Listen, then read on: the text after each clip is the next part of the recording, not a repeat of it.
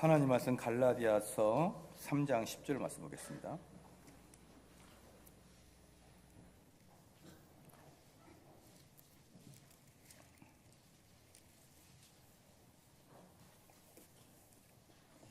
갈라디아서 3장 10절 말씀입니다.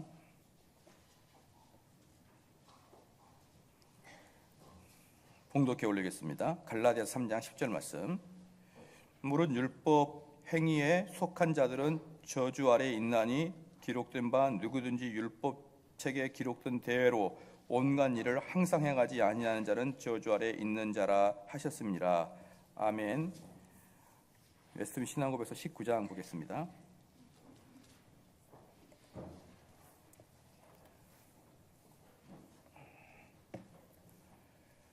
(19장) 1절로 3절까지입니다. 19장 1절로 3절까지입니다. 웨스트민 신앙고백서 19장 1절로 3절 말씀까지입니다. 한 절씩 같이 합독하시겠습니다.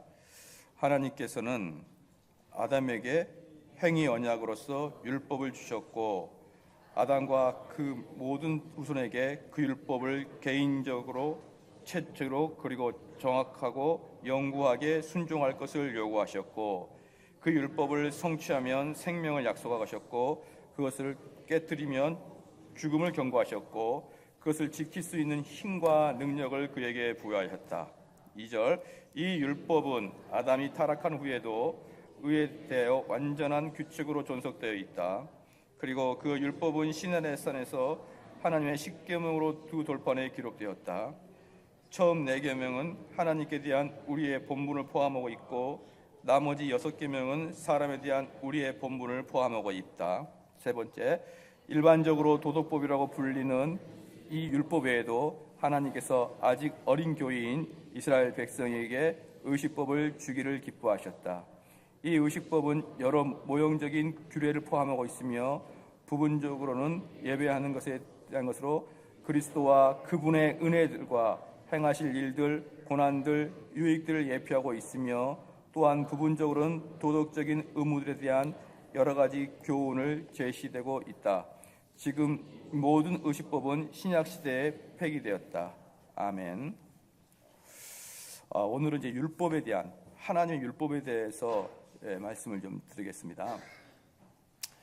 이 말씀이 본문에 들어가기 전에 이 본절에 들어가기 전에 약간의 그 역사적 배경을 좀 우리가 알고 지나가야 됩니다. 19세기에 그 슐라이 마어라는 그 신학자가 나타나서 그 사람이 이제 그 성경을 그때 당시에는 계몽주의 사람 시대인데 계몽지대 시대에는 사람들이 이성으로 논리로 신앙을 하려고 하다 보니까 그렇게 신앙은 이성으로 하는 게 아니다. 신앙은 하나님과의 직접적 만남이다 라고 이제 표현하면서 슐라이어 마하가 나타나서 성경을 해석을 했는데 그 슐라이어 마하의 성경이 그동안에 전통적으로 성경 해석한 것과 좀 다릅니다. 좀 다른데 그래서 우리는 그 슐라이어 마하를 자유주의의 아버지라고도 하기도 하고 현대신학의 아버지라 이렇게 표현하기도 합니다. 현대신학의 아버지라는 뜻은 뭐냐 그러면 모든 현대교인이 우리 삼송제일교회를 포함한 모든 현대교회가 슐라이 마어의 성경 해석법의 영향을 직간접적으로 받고 있다는 것이죠. 우리는 모르지만 비가 내리면 그 옷이 젖듯이 우리도 모르지만 비가 젖어 있는 거예요. 그래서 저나 여러분이나 다 슐라이 마어의 영향권 안에 있다 이 말입니다. 아무리 개혁주의를 한다 그래도. 그러면 이제 이분이 어떻게 좀 다루느냐? 그동안의 정통개혁교회를 신앙 고백적 교회라 이렇게 표현합니다. 신앙 고백적 교회. 그래서 제가 처음에 신대원 다닐 때 그 신앙 고백적 교회가 뭔지를 몰라가지고 내가 신앙 고백을 하는 거구나. 그래서 제가 쭉 신앙 고백을 또 막 써서 그렇게 막 해본 적이 있었어요. 근데 그 신앙 고백적 신앙이라는 건 뭐냐면 이런 신앙 고백적 책을 가지고 신앙생활을 한다 이 뜻이에요. 이게 지금 웨스트민 신앙 고백서잖아요. 신앙 고백서 책을 가지고 신앙을 한다 이 뜻이 신앙 고백적 기독교다. 신앙 고백적 신앙이다 이렇게 얘기하죠.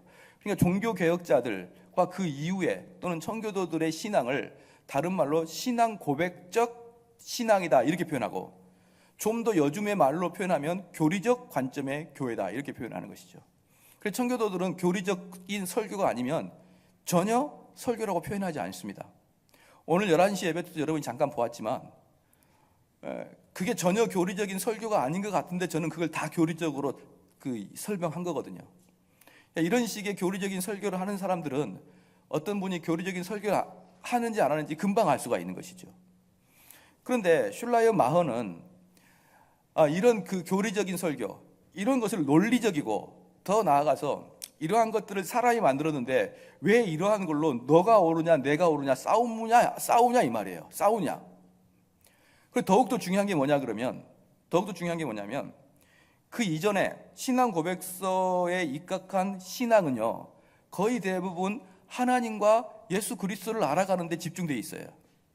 근데 슐라이어 마허 이후부터는 하나님과 예수 그리스도를 알아간다기보다는 우리 인간의 문제들, 인간의 가치관들의 문제가 어떻게 하나님 편에서 잘 해결될 수 있을 것인가, 우리의 실존이 이 땅에서 어떻게 해결될 것인가, 우리가 이 땅에서 무엇을 하고 살아야 되며 이 땅에서 어떻게 하나님께 영광을 돌려야 될 것인가에 대한 초점이 종교개혁 시대 때는 하나님께 있었다 그러면, 우리 지금 현대 교회는 우리 인간에게 초점이 맞춰 있어요.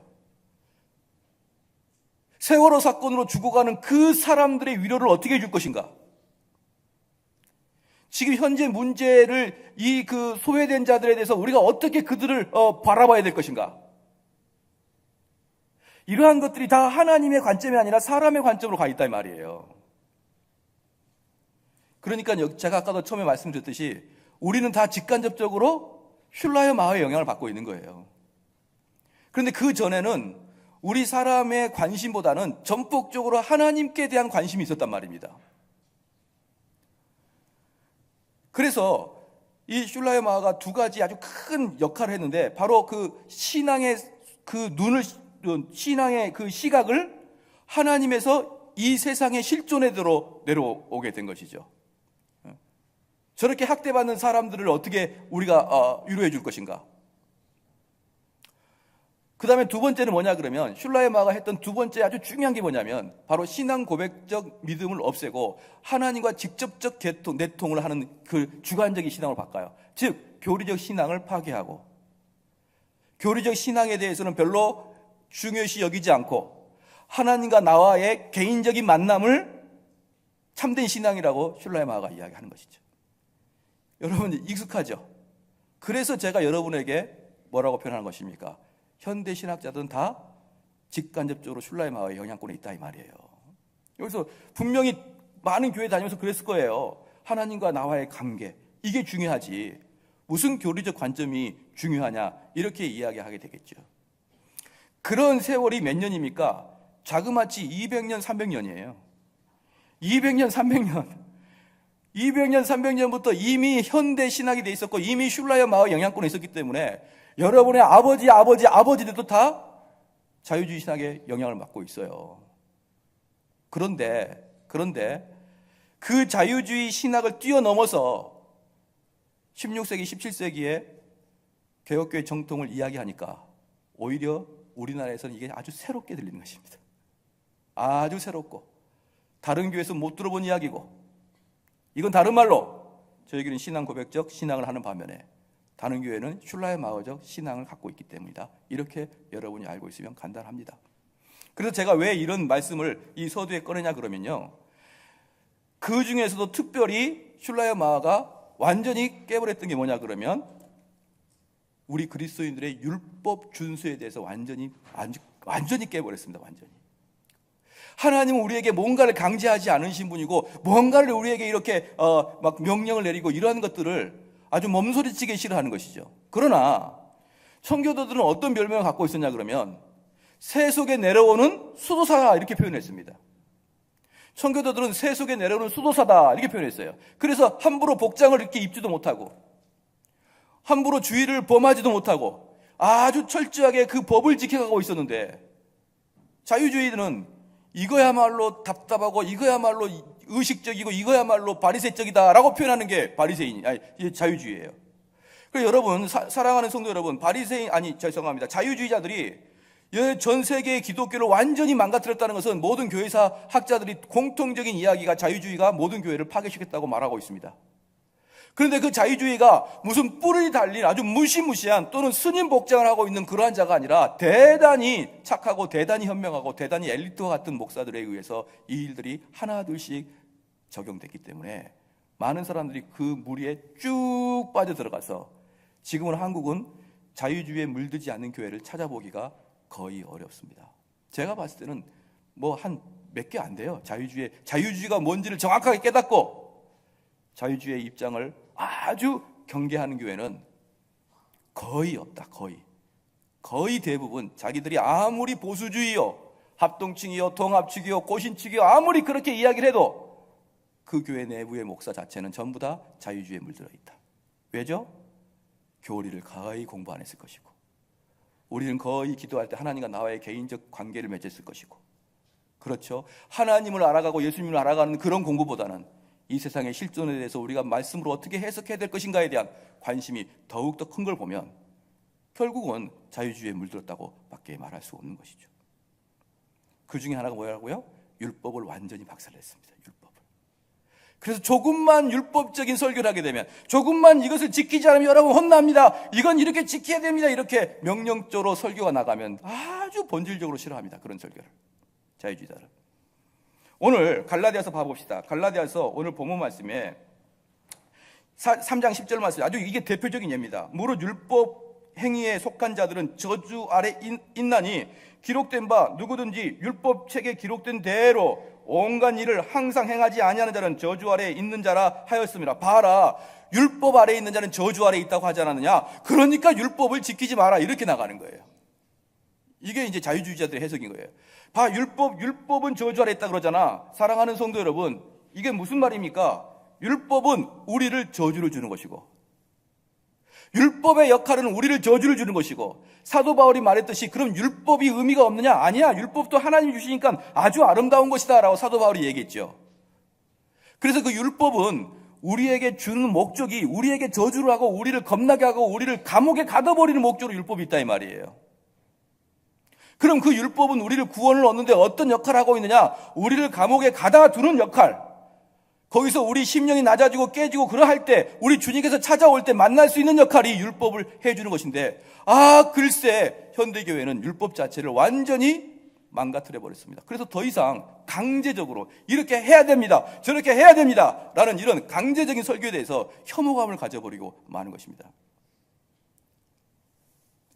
자, 그래서 19장 하나님 율법에 대하여서 한번 보겠습니다. 첫 번째입니다. 하나님께서는 아담에게 행위 언약으로서 율법을 주셨다, 이렇게 얘기했는데, 이 행위 언약이 뭐냐 그러면요, 지키면은 영생을 얻을 것이요, 어기면은 영벌을 받을 것이다, 이런 뜻이 행위 언약이에요. 지금은 우리 시대는 은혜 언약인데 아담의 시대 때는 행위 언약이었습니다. 그래서 여기 보니까 아담과 그 모든 후손들에게 그 율법을 개인적으로, 전체적으로, 그리고 정확하고 영구하게 순종할 것을 요구하셨다. 사랑하는 성도 여러분, 행위 언약이 뭡니까? 아담에게 주셨던 언약이에요. 너가 선악과를 따먹으면 영벌을 받을 것이고 선악과를 먹지 않으면 영원히 살 것이다, 이 말이거든요. 그런데 왜 하나님께서 아담과 하와에게는 그렇게 행위 언약, 너희가 그것을 먹으면 죽을 것이고 안 먹으면 살 것이다, 순종하면 살 것이고 불순종하면 죽을 것이다, 왜 아담과 하와에게는 이렇게 해줬냐? 아담과 하와가 그걸 지킬 수 있는 능력이 있었기 때문에 그렇습니다. 그때는 타락을 안 하기 때문에, 타락을 하지 않는 상태에서는 이걸 충분히 지킬 수 있었기 때문에 아담과 하와에게 그렇게 이야기했던 것입니다. 그러면 사랑하는 성도 여러분, 자, 여기 한번 봐볼까요? 그럼 이제 아담이 타락했어요. 아담이 타락했습니다. 그러면 그 행위 언약은 지금도 있을까요, 없을까요? 시작. 그 행위 언약은, 아담에게 요구하는 행위 언약은 지금도 우리에게 요구할까요, 안 할까요? 시작. 바로 그걸 물어보려고 제가 지금 물어본 거예요. 여기 보니까 지금도 똑같이 요구한다는 거예요. 지금도. 다시 제가 읽어드릴게요. 하나님께서는 아담에게 행위 언약으로서 율법을 주셨고, 아담과 그 모든 후손들에게 아담과 그 모든 후손들에게 율법을 개인적으로, 전체적으로, 정확하고 영구하게 순종할 것을 요구했습니다. 영구하게. 여러분, 이게 현대 교회에서 이런 거 설교는 됩니까? 이 갈라디아서 3장 10절 말씀으로 통해서 뭐라고 합니까? 이제 우린 율법에서 해방되었고 우린 율법 아래 있으면 저주를 받으니까 빨리 율법을 탈피하자, 이렇게 이야기하는 것이죠, 보편적으로. 그런데 웨슬리 신앙고백에서 뭐라고 합니까? 아담의 후손에게도 영구하게 행위 언약을 계속 유지하고 있다, 이 말입니다. 유지하고 있다. 그리고 그 율법을 성취하면 생명을 약속하셨고 그것을 깨뜨릴 경우에 죽음을 경고하셨고 그것을 지킬 수 있는 힘과 능력을 그에게 부여하셨던 것입니다. 2절 말씀에 이 율법은 아담이 타락 후에도 의에 대한 완전한 규칙으로 존속되어 있습니다. 그러니까 아담이 타락한 대로, 타락한 이후에는 그 행위 언약이 철폐가 된 게 아니라 여전히 그 타락 후에도 후손들에게 그 의의 규칙이 됐다, 이 말입니다. 그리고 그 율법은 시내산에서 하나님에 의해 십계명으로 두 돌판에 기록되어 있었습니다. 그러면 대표적인 그 존속되어 있는 게 뭐냐? 십계명이다, 이 말입니다. 십계명을 이야기하고 있습니다. 처음 4계명은 하나님께 대한 우리의 본분을 포함하고 있고 나머지 6계명은 사람에 대한 우리의 본분을 포함하고 있습니다. 3절, 일반적으로 이것을 도덕법이라 그럽니다. 그러면 웨슬리 신앙고백에서 19장에 보면은 무슨 법이 있습니까? 첫 번째, 잘 알죠? 도덕법. 그 다음에 의식법, 또는 다른 말로 제사법, 그 다음에 시민법, 이 3개가 있다, 이 말이에요. 그러니까 하나님께서 우리에게 주신 율법은 이 3가지로 되어 있다. 그 중에 도덕법은 결코 훼손되지 아니한다. 주님이 다시 오실 때까지 이 도덕법은 절대로 훼손되지 아니한다. 3절, 일반적으로 도덕법으로 불리는 이 율법 외에도 하나님께서는 아직 어린 교회인 이스라엘 백성에게 의식법을 주기를 기뻐했다. 이건 뭡니까? 구약이죠. 아직 어린 이스라엘 백성에게는 의식법을 주기를 기뻐했습니다. 그 의식법은 여러 모형적인 규례를 포함하고 있으며 부분적으로는 예배에 대한 것으로서 그리스도와 그분의 은혜들과 행실들, 일들, 고난들, 유익을 예표하고 있습니다. 그럼 뭐냐? 그러면 의식법이 뭐냐, 이 말이에요. 의식법은 율법의 1차적인 목적은 우리를 죄짓지 않게 하기 위해서 율법의 1차적인 목적이 있거든요. 그러면 그것을 표현해 봤을 때, 그러면 의식법은 어떻게 작용하느냐? 그 의식법은 여기서 보니까 분명히 폐지가 됐다 그랬거든요. 폐지가 됐는데 지금은 초막절을 지키기 위해서 양을 잡거나 소를 각을 떠서 예배를 드리지 않지 않습니까? 그래서 의식법은 폐지가 됐어요. 근데 여기서 중요한 게 뭐냐? 의식법의 정신은 폐지가 안 됐다. 그걸 아셔야 됩니다. 의식법의 정신은 폐지가 안 됐다. 예를 들어서 제사장이 제사를 드릴 때 먼저 손을 씻고 들어갑니다. 손을 씻고 들어가는데 이게 뭐냐 그러면 너희가 예배를 드릴 때 정결하게 먼저 회개하고 용서함 받고 들어가라는 거예요. 그래서 우리가 청교도들을 항상 똑같이 이해합니다. 예배 전에, 예배 서두에 회개에 대한 기도를 하는 것이에요. 그래서 내가 하나님께 죄 용서 받고 깨끗한 상태에서 제사를 드리는 것입니다. 그렇기 때문에 사랑하는 성도 여러분, 저희 교회에서 매주마다 회개 기도를 하는데 그때 회개 기도를 형식적으로 하지 마시고 어차피 일주일 내내 회개를 거의 하지 않지 않습니까? 그때만이라도 제발 깊이 묵상하고 깊이 회개하셔서 여러분이 하나님 앞에 예배드릴 때 죄 용서함의 확신을 가지고 예배드리시기를 주의로 축원합니다. 구약의 예식법은, 구약의 제사법은 모형은 폐지되어 있어도 그 모형의 속의 내면의 생각은 전혀 폐지되지 않고 지금도 유지되고 있다, 이 말입니다. 또 하나 3절에 두 번째 줄 맨 끝에 의식법은 여러 모형적인 규례를 포함하고 있으며 이 여러 모형적인 규례가 무엇입니까? 다 예수님을 예표하고 있다, 이 말입니다. 구약의 모든 일들은 예수님을 예표하고 있다. 할렐루야. 구약의 일들은 예수님을 예표하고 있다. 그리고 구약은 예수님과 연결시켜야 되지 구약 자체로 그걸 해석하면 큰일입니다. 예를 들어서 이런 겁니다. 목사님, 시편 찬송을 보니까 소 고치며 노래하며 장구치고 노래 부른다 그러는데 왜 이것이 현대 교회에서는 되어지지 않습니까? 이렇게 말하는 사람이 엄청나게 많거든요. 거의 찬양을 뜨겁게 하고 찬양할 때 온갖 악기를 동원한 사람들이 항상 하는 말이 뭐냐 그러면 소 고치고 손뼉 치고 춤추고 장구치고 하지 않았습니까? 그런데 말씀을 드리죠. 그것은 예수 그리스도를 예표하는 거라고요. 예수 그리스도를. 시편의 찬송은 예수 그리스도를 예표하는 것이기 때문에 그 모든 것들은 예수님이 오시면서 완성된 것입니다. 그러나 그 정신, 우리 주님을 기뻐하고 우리 주님을 대망하는 그러한 의식은 지금도 여전히 있어야 되지만 그 구약의 형태를 지금도 교회에서 행한다. 그건 개혁주의자들이 동의가 안 되는 것입니다. 그래서 모든 교회의 형태들은 신약에 나와 있는 형태로 교회 형태가 진행되어 가는 것이지 구약의 형태로 교회가 진행되어 가는 게 아닙니다. 또 하나 있습니다. 희년 제도를 잘 보십시오. 희년 제도는 50년 만에 자기의 그 본 상태로 땅의 주인에게 돌아가는 것입니다. 그러면 물어보겠습니다. 그 땅의 주인은 누구입니까? 하나님이 것이에요. 즉 우리 예수님께서 오셔서 많은 사람이 노예로 살고 있을 때, 많은 사람이 죄의 노예로 살고 있을 때 예수님이 오셔서 그 땅의 토지를 다 가져감으로 어떻게 되는 겁니까? 다 해방시켜준다라는 개념을 가지고 있는 것이죠. 그런데 이 신년의 개념을 지금 21세기도 동일하게 사용해서 서로 나눠 갖자 이렇게 하는 것은 구약을 현대적으로 해석하는 것입니다. 구약은요, 구약의 의식법, 구약의 제사법, 구약의 예배법은 형태는 다 마무리됐고 무엇이 남아있는 것입니까? 정신이 남아있는 것입니다. 그래서 구약을 함부로 교회에 그대로 형태로 사용하게 되면 엄청나게 문제가 있는 반면에 또 다른 변에 그 정신을 잊어버리면 절대로 안 됩니다. 왜냐? 만약에 구약의 레위기나 민수기나 신명기나 이러한 것들이 더 이상 의식법이 필요가 없다, 더 이상 시민법이 필요가 없다, 그러면 성경에 있어야 될 이유가 없죠. 레위기, 민수기, 신명기는 빼고 들어가야 되죠. 그런데 그게 성경에 아주 버젓이 있는 걸 봐서는 그게 우리에게 주는 의미가 상당히 크다라는 것을 믿으시기를 주님은 축원합니다.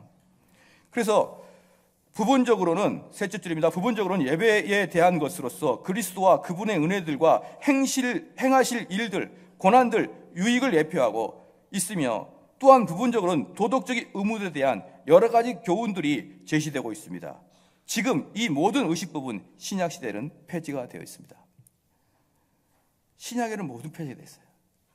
그래서 우리 그 청교도들은 쉽게 말씀드리면 구약 설교를 별로 안 합니다. 청교도들은. 왜냐하면은 구약은 신약의 그림자니까. 신약을 설교하기 위해서 구약이 필요하다 정도예요. 제가 좋아하는 존 메가더 목사님은 일평생 설교하는데 단 한 번도 구약을 설교 안 했어요. 단 한 번도. 재밌죠? 여기에 비해서 어거스틴이나, 그러니까 여러분들이 정말 훌륭한 사람이 되려면요, 이분들을 잘 기억하십시오. 어거스틴이나, 그다음에 루터나 칼빈이나, 그 다음에 존 오웬이나 이런 분들이 좋아하는 공통적인 성격이 있습니다. 그게 뭐냐? 창세기. 그 다음에 시편. 이 시편은 청교도들이 너무너무 좋아합니다. 그 다음에 로마서, 갈라디아서, 요한복음. 이렇게 5개를 가장 좋아합니다. 그런데 존 메가더 목사는 그럼에도 불구하고 시편도 강의하지 않고 일평생을 신약만 강의했습니다. 이건 무엇을 의미하냐면요, 교회의 제도를 구약에서 가져오면 된다 안 된다? 안 된다.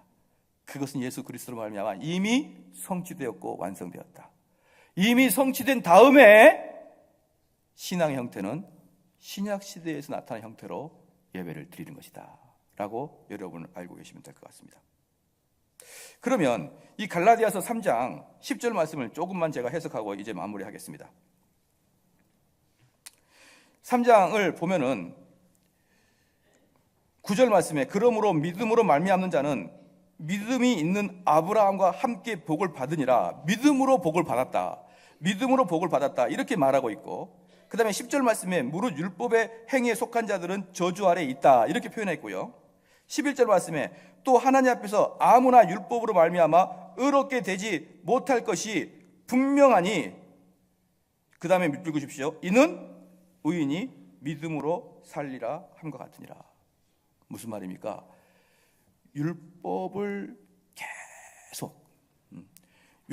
계속 가리키는 거예요. 여기서 율법은 거의 대부분 도덕법이겠죠. 또는 제사법과 시민법의 정신을 이야기하겠죠. 그 율법을 계속 가리키면은, 율법은 뭡니까? 궁극적으로 무엇을 하라, 무엇을 하지 마라, 무엇을 하게 되면 벌을 받을 것이고 무엇을 하게 되면 너희가 복을 받을 것이다. 이게 율법이거든요. 그러니까 율법을 계속 가리키면 어떻게 되느냐? 여러분의 심령이 너무나 힘들어진다 이 말이에요. 너무나 힘들어진다.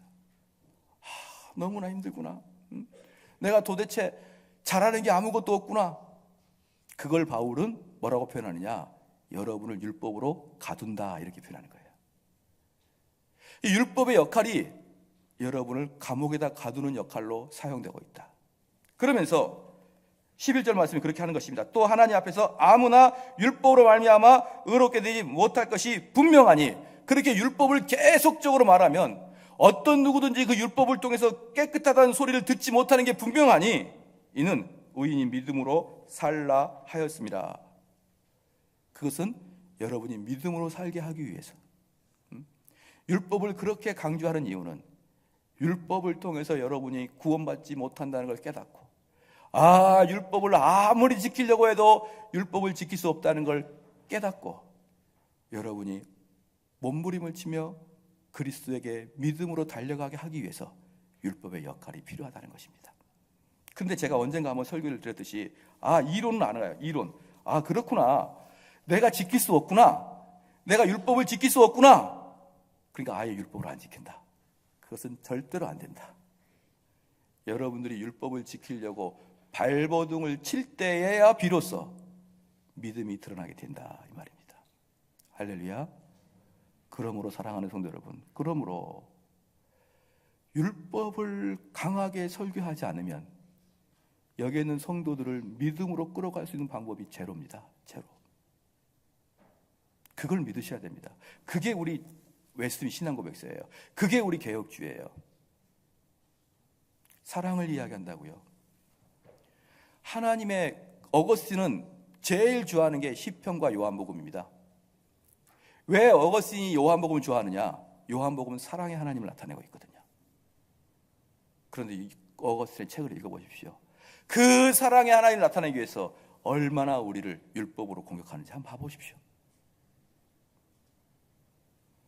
저는 저희 교인들이 정말 부탁을 드리고 싶은 게 뭐냐면, 어중간한 선부당 사람 잡는다고 대충 이 세상에서 듣고 있는 그 사랑 타령, 그게 자유주의에 물들어 있는지도 모르고 그 온유함 타령, 그것 때문에 교회 와가지고 정확한 율법의 선포를 힘들어하거나 어려워하거나 받아들이기 어려워하는 사람들이 안 나타났으면 정말 원합니다.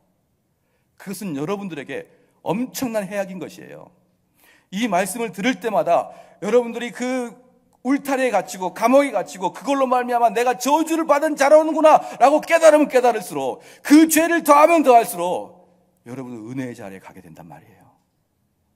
근데 목사님, 너무 강하게만 이야기해 주지 마십시오. 그런 자에게 성령께서 오셔서, 갑돌아, 그래 너가 그렇게 열심히 살아, 그래도 너가 정묘 목사님한테 그렇게 이야기를 들어도, 네가 그렇게 살라고 발버둥을 쳐도 안 되지 않느냐? 사랑하는 아들아, 그러니 나한테 값없이 와라. 내가 너를 편히 쉬게 하리라. 이렇게 성령이 이야기해 주시는 거예요. 성령님이. 그래서 그걸 율법의 역할이라 표현합니다. 조금만 더 읽겠습니다. 12절에 율법은 믿음에서 난 것이 아니라 이를 행하는 자는 그 가운데서 살리라 하였느니라. 13절에 그리스도께서 우리를 위하여 저주를 받은 바 되사 율법의 저주에서 우리를 속량하셨으니 기록된 바 나무에 달린 자마다 저주 아래 있는 자라 하셨습니다. 뭡니까? 여러분들이 율법 아래에 있을 때, 율법을 통해 감옥에 갇혀 있을 때, 율법으로 여러분이 저주를 받을 때, 그때 우리 그리스도가 여러분을 찾아가서 속량하여 주신다. 속량하여 주신다.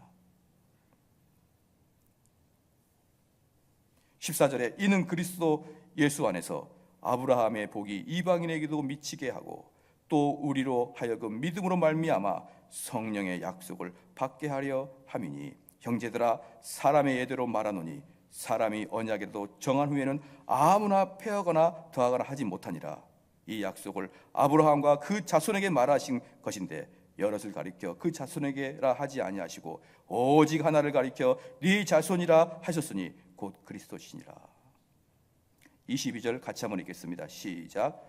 그러나 성경이 모든 것을 죄 아래 가두었으니 이는 예수 그리스도를 믿음으로 말미암은 약속을 믿는 자들에게 주려 하심이라. 여기에 아주 분명하게 나와요. 성경은, 다른 말로 율법은, 왜 성경은 율법입니까? 하라 하지 마라 그 말로 가득 차 있으니까. 율법은 여러분을 다 죄인 되게 하여, 다 죄로 여러분을 다 가둬버리고. 왜 그렇게 율법이 여러분을 죄로 가둡니까? 이는 예수 그리스도를 믿음으로 말미암아 약속을 믿는 자들에게 주려고, 여러분에게 믿음을 주려고, 여러분의 은혜를 주려고, 여러분의 구원을 주려고 이 율법을 하나님이 사용하시는데, 글쎄 슐라의 마아가 이 율법 필요 없다 이렇게 해버린 거예요. 정말 환장을 노리십니다. 이 율법 필요 없다 그렇게 말해버린 거예요. 그 다음부터는 율법에 대해 설교하거나 강제적인 어떤 설교나 강압적인 설교나 이것들이 사라지기 시작하면서 아무도 율법의 역할을 이야기하지 않으므로 사람들이 믿음으로 갈 수 있는 사람이 없어져 버린 겁니다. 그게 바로 유럽교의 타락이에요. 유럽교의 타락은 타락이 아니라 거듭난 자들을 개발해내지 못한 것입니다. 그들은 거듭난 자를 개발하지 못해요. 종교교회요? 마틴 루터를 어떻게 평가하십니까? 마틴 루터는요, 그 암흑의 유럽에 한 명의 거듭난 자의 역사예요. 암흑의 유럽에 한 명의 거듭난 자가 개발한 종교개혁입니다. 그냥 어떤 운동이 아니에요. 어떤 그 역사적 흐름이 아닌 것입니다. 물론 역사적 흐름 속에서 나타났고 그 종교개혁의 역사가 운동으로 계속 전개됐지만 그 발화점은 거듭난 자, 한 명의 수도사가 거듭났을 때 전 세계가 감당하지 못할 그런 폭발을 일으킨 것입니다. 그때 루터가 거듭날 때 어땠습니까? 여러분 아시고 계시죠? 얼마나 죄책감에 쌓여 있었습니까? 이것도 죄 저것도 죄 얼마나 죄책감에 쌓여 있다가 구원은 믿음으로 얻는 것이구나 라는 걸 깨닫고 그렇게 거듭나 버린 거예요. 마틴 루터는 은혜를 받기 전에 엄청나게 죄책감에 쌓여 있었습니다. 여러분도 그래야 되는 거예요. 여러분도. 기독교는 보편적 종교입니다. 마틴 루터에게 임하시는 성령이 따로 계시고 나에게 임하 계시는 성령이 따로 계시고 아니에요. 루터에게 작용하시는 방식이 따로 있고 나 같은 사람에게 작용하는 방식이 따로 있고가 아니라 보편적인 종교는 다 똑같이 작용합니다. 여러분도 루터처럼 살면은 루터와 같은 경험을 하게 돼 있는 거예요. 여러분 제발 부탁드리는데 하나님 말씀 들을 때마다 섬찟섬찟하기를 바라는 것이고 하나님 말씀 들을 때마다 도무지 나의 인생은 쓸모없는 인생이구나 깨달아야 되는데 그걸 깨닫기 전에는 저 목사님을 맨날 공격만 한다. 그리고 불만 불평 투덜투덜하면서 집에 가는 사람들이 있어요. 자기들이 영원히 지옥에 가고 있는 것도 모르고 자기들이 현대 사상에 물들어 있는 것도 모르고 그저 그렇게 좋게 예쁘게 곱게 그렇게만 신앙생활을 하려고 하지 마시고 여러분이 주님께서 직접 오셔서 갑돌아 내가 너를 용서하겠다라는 음성을 들으시기를 주님을 축원합니다. 기도하겠습니다.